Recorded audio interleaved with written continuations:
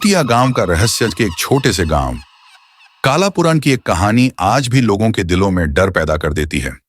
यह गांव चारों ओर घने जंगलों से घिरा हुआ था और यहाँ बहुत कम लोग आते जाते थे। गांव के बुजुर्गों का कहना था कि यहाँ रात के समय अजीब घटनाएं होती हैं। कोई रहस्यमयी साया दिखता, कोई अजीब अजीब आवाजें सुनाई देती और कभी कभी लोग बिना किसी कारण गायब भी हो जाते। गांव में एक पुरानी हवेली थी जो वीरान पड़ी थी। कहते थे कि वहां चुड़ैल का वास था।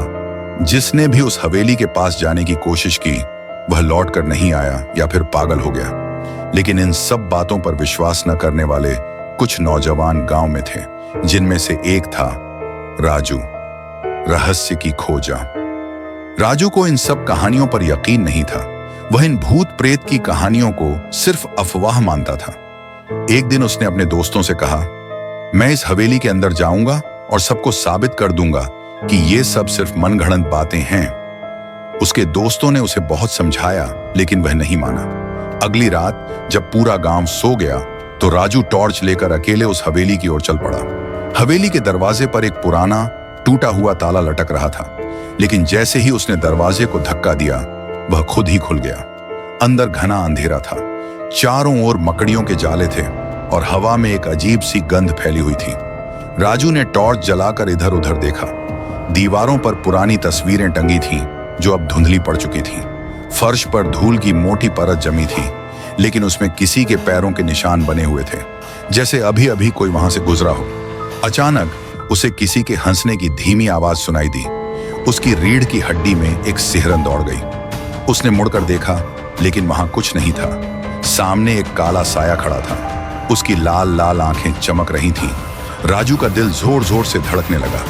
उस साये ने धीरे धीरे अपना हाथ उसकी ओर बढ़ाया और एक भयानक आवाज में बोला, तू यहां क्या कर रहा है?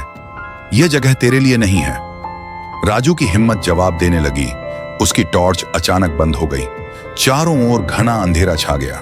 वह घबराकर दरवाजे की ओर भागा, लेकिन दरवाजा खुद ब खुद बंद हो गया। उसने पूरी ताकत से दरवाजा खटखटाया, लेकिन वह नहीं खुला। तभी उसे अपनी गर्दन पर किसी के ठंडी सांसों का एहसास हुआ। वह डर के मारे जोर से चीख पड़ा। गांव में हड़कंप। अगली सुबह जब गांव वालों ने देखा कि राजू रात भर घर नहीं लौटा तो वे उसकी तलाश में निकले। जब वे हवेली पहुंचे तो दरवाजा अंदर से बंद था। किसी तरह उसे तोड़ा गया और अंदर जाने पर सबके होश उड़ गए। राजू हवेली के फर्श पर बेसुध पड़ा था। उसके चेहरे पर गहरे डर के निशान थे और आंखें पूरी तरह सफेद हो चुकी थीं, जैसे उसने कुछ ऐसा देख लिया हो जिसे इंसानी आंखें नहीं देख सकती।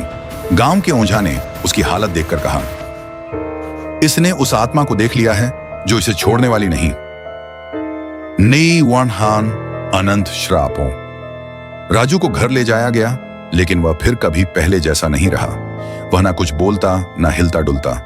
कभी कभी वह अचानक जोर जोर से हंसने लगता और कभी चीखने लगता। कुछ महीनों बाद वह बिना किसी को बताए अचानक गांव से गायब हो गया। लोगों का मानना था कि वह चुड़ैल उसे अपने साथ ले गई। आज भी जो भी रात के समय उस हवेली के पास जाता है उसे हवेली से किसी के हंसने और चीखने की आवाजें सुनाई देती हैं। कहते हैं कि राजू की आत्मा अब भी वहां भटक रही है। अज्ञान, क्या तुम उस हवेली के अंदर जाने की हिम्मत करोगे? अगर यह कहानी पसंद आई तो बताओ। अगली बार और भी डरावनी कहानी सुनाऊंगा। On fire.